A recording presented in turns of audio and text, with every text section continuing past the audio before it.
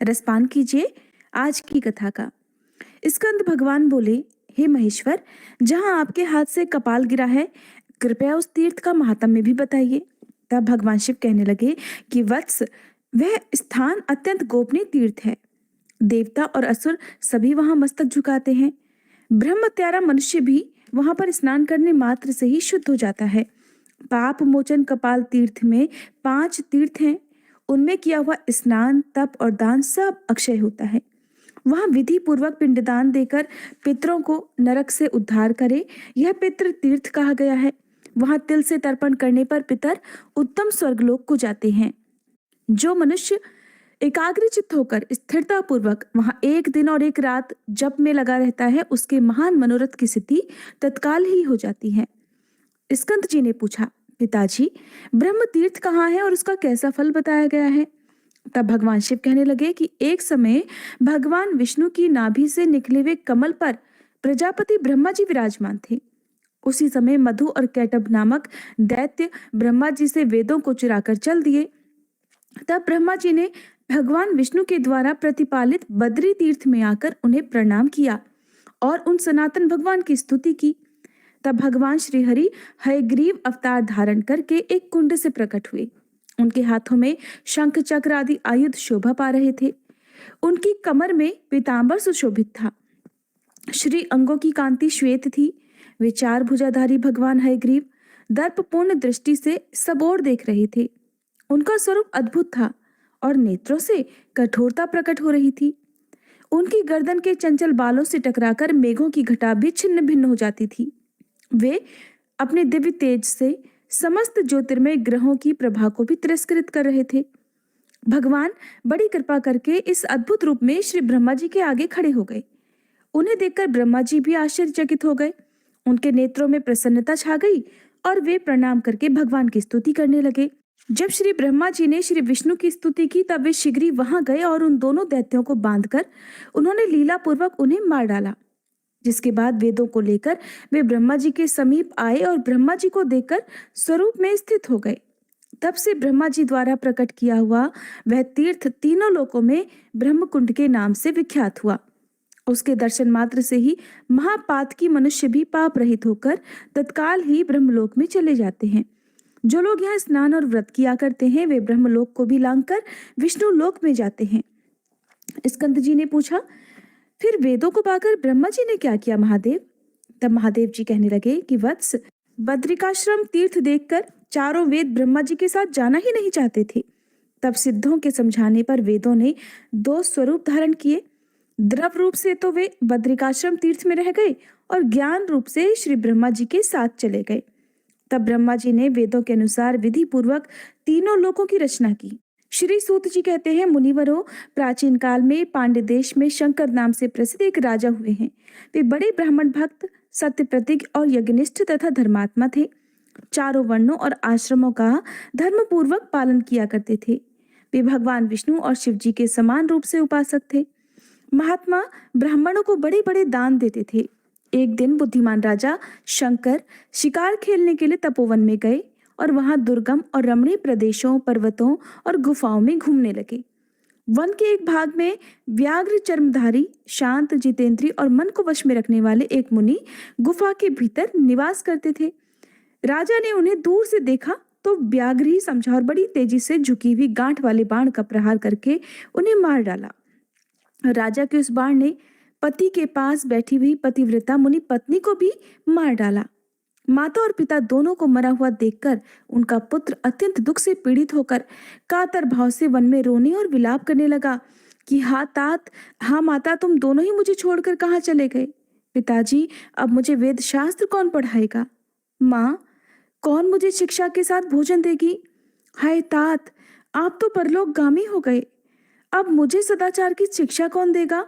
हाय, किस पापी ने अपने बाणों से बिना किसी अपराध के आप दोनों को ही मार डाला। आप ही दोनों मेरे गुरु और मेरे प्राण थे। सदा तपस्या में ही लगे रहते थे, तो भी न जाने किस पापी के हाथों आप मारे गए। इस प्रकार ऐसा कहकर उन दोनों दंपत्ति का पुत्र फूट फूट कर रोने लगा। उसका रोना सुनकर वन में विचरने वाले राजा शंकर तुरंत ही उस शब्द की ओर लक्ष्य करके उस गुफा के पास जा पहुंचे। उस वन के रहने वाले मुनि भी इतना कोलाहल सुनकर और उस बालक का रोना सुनकर उसी आश्रम पर एकत्रित हो गए। मुनियों ने बाण से भरे हुए मुनि और उनकी पत्नी को देखा। पास में ही धनुष धारण किए हुए राजा शंकर पर भी उन्होंने नजर डाली तथा माता पिता के लिए विलाप करते हुए उस मुनि कुमार को भी देखा। उसे देखकर वे अत्यंत व्याकुल हो उठे और रो मत ऐसा कहते हुए उस कातर बालक को धीरज बंधाने लगे। मुनि कहने लगे, बेटा, धनी दरिद्र मूर्ख पंडित मोटे अथवा पतले सभी जीवों के प्रति यमराज का समान बर्ताव होता है। कोई वन में रहता हो या नगर में या गांव में, पर्वत पर रहता हो या दूसरे किसी स्थान में, सभी जंतुओं को एक दिन मृत्यु के वश में जाना ही होता है। वत्स, गर्भ में रहने वाले, जन्म ग्रहण कर चुकने वाले, बालक, जवान और बड़े बूढ़े सभी जीवों को यमलोक की यात्रा अवश्य ही करनी पड़ती है। ब्रह्मचारी, गृहस्थ, वानप्रस्थ और सन्यासी सबको समय आने पर यह शरीर त्यागना होता है। महामते, द्विजपुत्र, ब्राह्मण, क्षत्रिय, वैश्य, शूद्र और वर्ण संकर सबको एक दिन यमलोक जाना होता है। देवता, मुनि, यक्ष, गंधर्व, नाग, राक्षस तथा अन्य सब प्राणी भी नाश को प्राप्त होते हैं। इसलिए तुम्हें शोक नहीं करना चाहिए। अद्वितीय सच्चिदानंद स्वरूप जो उपनिषद प्रतिपादित ब्रह्म है, उनका जन्म, मरण और वृद्धि को प्राप्त होना नहीं बनता। ये 9 द्वारों वाला शरीर मल मूत्र का भांड है, पीप और रक्त का घर है। पानी के बुलबुले के समान ये क्षणभंगुर है और इसमें कीड़ों का ढेर अर्थात कीटाणुओं का समुदाय भरा हुआ है। काम, क्रोध, भय, द्रोह, मोह और मात्स्य का एकमात्र कारण ये शरीर ही है।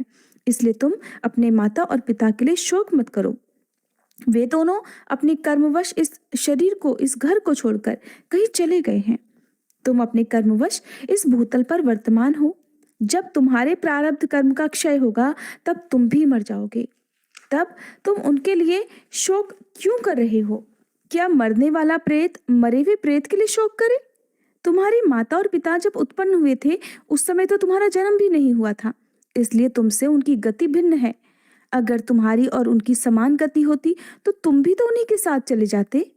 जिस बाण से वे मरे हैं उसी से तुम भी मर गए होते और वे मरकर जहां गए हैं वहीं तुम भी पहुंच जाते। ऐसा नहीं हुआ। इससे सिद्ध है कि तुम्हारी और उनकी समान गति नहीं है, इसलिए उनके लिए तुम्हें शोक नहीं करना चाहिए। मरे हुए प्राणियों के भाई बंधु जो इस धरती पर आंसू बहाते हैं, उन आंसुओं को मरे हुए प्रेत परलोक में पीते हैं। इसलिए शोक छोड़कर एकाग्रचित्त होकर धैर्य धारण करो और वैदिक रीति से माता पिता का प्रेत कार्य करो। तुम्हारे पिता और माता बाण के आघात से मरे हैं, इसलिए उस दोष की शांति के लिए इनकी अस्थियां लेकर रामेश्वर शिव के क्षेत्र में मुक्तिदायक राम सेतु में स्थापित करो और सपिंडीकरण आदि श्राद्ध भी वहीं करो। इससे उनके 2 मृत्यु जनित दोष की शांति हो जाएगी। मुनियों के ऐसा कहने पर शाकल्य पुत्र जांगल ने माता पिता के सब अंत्येष्टि संस्कार किए। इसके बाद दूसरे दिन उनकी अस्थियां लेकर वे हालास्य क्षेत्र में गए। हालास्य क्षेत्र से रामेश्वर क्षेत्र में जाकर मुनियों के बताए अनुसार वहां उन अस्थियों को डाल दिया और वहीं रहकर 1 वर्ष पूरा होने तक सभी श्राद्ध आदि कार्य भी संपन्न किए। वर्ष भर निवास करने के बाद एक दिन जांगल मुनि ने रात को सपने में अपने माता पिता को देखा। उन दोनों ने ही अपने अपने हाथों में शंख, चक्र, गदा आदि धारण कर रखे थे। दोनों ही पद्ममाला और तुलसी की माला से विभूषित होकर गरुड़ की पीठ पर बैठे थे। उनके कानों में मकराकृति कुंडल झिलमिला रहे थे। कौस्तुभ मणि उनके वक्ष स्थलों को अलंकृत कर रही थी। मुनिपुत्र ने इस प्रकार की झांकी में अपने माता पिता का दर्शन करके मन ही मन बड़ी प्रसन्नता का अनुभव किया। इसके बाद जांगल मुनि फिर से अपने आश्रम में आकर सुखपूर्वक रहने लगे। उन्होंने माता पिता के विषय में सपने में देखा हुआ वृत्तांत वहां के सभी ब्राह्मणों को बड़ी प्रसन्नता के साथ सुनाया। सुनकर वे सब मुनि बड़े प्रसन्न हुए। इधर जांगल को अंत्येष्टि संस्कार का आदेश देने के पश्चात राजा शंकर की ओर देखकर उन सभी महर्षियों ने उस समय बड़ा भारी क्रोध किया था। वे उन्हें कोसते हुए बोले, महामूर्ख पांड नरेश, तूने क्रूरतावश ब्राह्मण की हत्या की है। तुझे स्त्री हत्या और ब्रह्म हत्या का पाप लगा है। इसलिए तू जलती हुई अग्नि में जलकर अपने शरीर का त्याग कर दे, नहीं तो सैकड़ों प्रायश्चित करने पर भी तेरी शुद्धि कभी नहीं होगी। तेरे साथ वार्तालाप करने से दूसरों को भारी पाप लग जाएगा। मुनियों के ऐसा कहने पर राजा शंकर ने कहा, महात्माओं, ऐसा ही हो। मैं ब्रह्मत्या की शुद्धि के लिए आपके पास में ही अग्नि प्रज्वलित करके अपनी शरीर की आहुति दे दूंगा। आप लोग मुझ पर कृपा करें, जिससे शरीर त्याग देने पर मेरा यह पाप नष्ट हो जाए। सब मुनियों से ऐसा कहकर पांड्य नरेश ने अपने मंत्रियों को बुलाकर कहा, हे सचिव गणों, मैंने अनजाने में ब्रह्म हत्या और क्रूरतापूर्ण स्त्री हत्या कर डाली है, जो महानरक प्रदान करने वाली है। इस पाप की शुद्धि के लिए मैं बड़ी बड़ी लपटों वाली प्रज्वलित अग्नि में मुनियों की आज्ञा से अपने शरीर को त्याग दूंगा। तुम जल्दी से लकड़ियां लेकर आओ और उसके द्वारा अग्नि को प्रज्वलित करो। मेरे पुत्र सुरुचि को शीघ्र ही राज सिंहासन पर बिठा देना। राजा के इस प्रकार आज्ञा देने पर मंत्री लोग रोने लगे और कहने लगे, हे पांडेनाथ, हे महाराज, आप तो शत्रुओं पर भी स्नेह रखने वाले हैं। आप सभी को अपने पुत्र की तरह पालते हैं। हम आपके बिना देवपुरी के समान सुंदर अपनी राजधानी में कैसे जाएंगे? हम वहां कभी प्रवेश नहीं करेंगे। हम भी आपके साथ प्रज्वलित अग्नि में प्रवेश कर जाएंगे। मंत्रियों का प्रलाप सुनकर पांडे नरेश शंकर ने उन्हें समझाते हुए कहा, मंत्रियों, मुझ महापातकी राजा को लेकर अब क्या करोगे? अग्नि में प्रवेश करने के लिए जल्दी लकड़ियां इकट्ठा करो। उनके ऐसा कहने पर मंत्री लोग जल्दी ही लकड़ियां लेकर आ गए। राजा ने देखा कि लकड़ियों में अग्नि प्रज्वलित हो उठी है। तब उन्होंने स्नान और आचमन करके शुद्ध चित्त होकर मुनियों के समीप उस अग्नि की परिक्रमा की। फिर उन मुनियों की भी परिक्रमा करके अग्नि और मुनि दोनों को प्रणाम किया। इसके बाद भगवान शंकर का ध्यान करके राजा धैर्य पूर्वक जैसे ही अग्नि में गिरने को तैयार हुए, तुरंत ही सब ऋषि मुनियों के सुनते सुनते एक आकाशवाणी हुई, राजा शंकर, तुम अभी अग्नि में प्रवेश मत करो। महामते, तुम्हें ब्रह्मत्या के कारण भय नहीं करना चाहिए। दक्षिण समुद्र के किनारे गंधमादन पर्वत पर महापातकों का नाश करने वाले परम पुण्यमय राम सेतु में श्री रामचंद्र जी के द्वारा स्थापित जो रामेश्वर नामक शिवलिंग है, उसकी 1 वर्ष तक तीनों समय भक्ति पूर्वक सेवा करो। भगवान रामेश्वर की परिक्रमा पूर्वक उन्हें नमस्कार करो, उनका महाभिषेक करो और प्रत्येक दिन नाना प्रकार का नैवेद्य निवेदित करो। चंदन, अगरू और कपूर के द्वारा श्री राम लिंग की पूजा करो। 2 भार गाय के घी से भगवान का अभिषेक कराओ। प्रत्येक दिन गाय के दूध से और 1 द्रोण शहद से उस शिवलिंग को स्नान कराओ। नित्य प्रति खीर से भगवान को नैवेद्य लगाओ और रोज रोज रात में तिल के तेल से दीपक जलाकर दीपदान द्वारा आराधना करो। महाराज, रामेश्वर शिव की इस प्रकार उपासना करने से तुम्हारी स्त्री हत्या और ब्रह्म हत्या तत्काल नष्ट हो जाएगी। तुम शीघ्र राम सेतु पर जाओ और निरंतर रामेश्वर का भजन करो। इस कार्य में अब तनिक भी देरी मत करो। वह आकाशवाणी सुनकर सब ऋषि राजा को जल्दी जाने की प्रेरणा देने लगे कि महाराज, मोक्षदायक राम सेतु पर शीघ्र जाइए। हमने भगवान रामेश्वर के महात्म्य को न जानने के कारण ही आपको प्रज्वलित अग्नि में इस देह को त्याग देने की सलाह दी थी। मुनीश्वरों की ऐसी आज्ञा पाकर महाराज शंकर ने चतुरंगिणी सेना तो नगर में भेज दी और स्वयं बड़े प्रसन्न मन से महर्षियों को नमस्कार करके कुछ गिने चुने सैनिकों के साथ बहुत सारा धन लेकर भगवान रामेश्वर की सेवा के लिए गंधमादन पर्वत पर चले गए और वहां शुद्धिदायक राम सेतु पर उन्होंने 1 वर्ष तक निवास किया। राजा एक समय भोजन किया करते और क्रोध तथा इंद्रिय समूह को अपने वश में रखा करते। वे तीनों समय भक्ति पूर्वक भगवान रामेश्वर की सेवा करते हुए उन्हें प्रत्येक दिन 10 भार धन भेंट करते। उन्होंने नित्य प्रति भगवान रामेश्वर की महापूजा करवाई। हर दिन धनुषकोटि में भक्ति पूर्वक स्नान और प्रसन्नता पूर्वक ब्राह्मणों को अन्नदान किया।